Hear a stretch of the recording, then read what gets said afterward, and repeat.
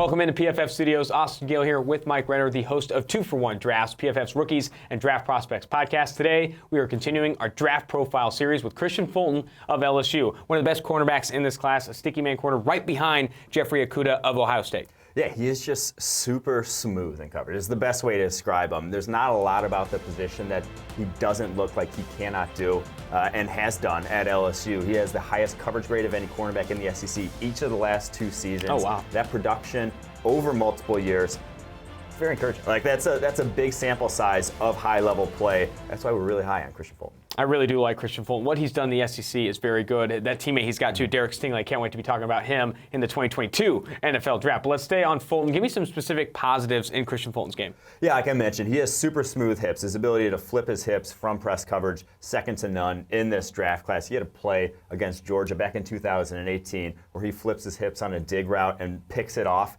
That was probably the best play I've seen from any of the cornerback prospects in this draft class. Just super high level, and we've seen that from him over the course of his career. A lot of career completion percentage against him, only 43.6. He allowed 222 yards in all of 2018.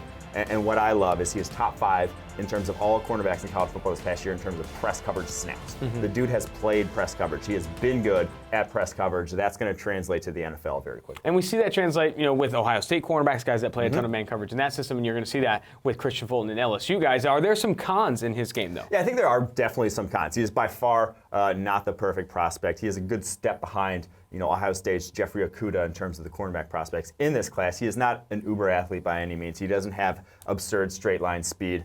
He's not going to, if he does give up a step down the football field, it's going to be difficult for him to make that back up. He's not exceptionally physical at the line of scrimmage. He's more of a mirror guy, more going to stick in your hip pocket, not necessarily going to bully you, which, in the NFL, when you see some bigger wide receivers, if you're not physical with them, if you're not playing a physical brand of football, they're going to be physical with you, and they're going to get their advantage in you. But he still has good size at 6 foot, 200 pounds.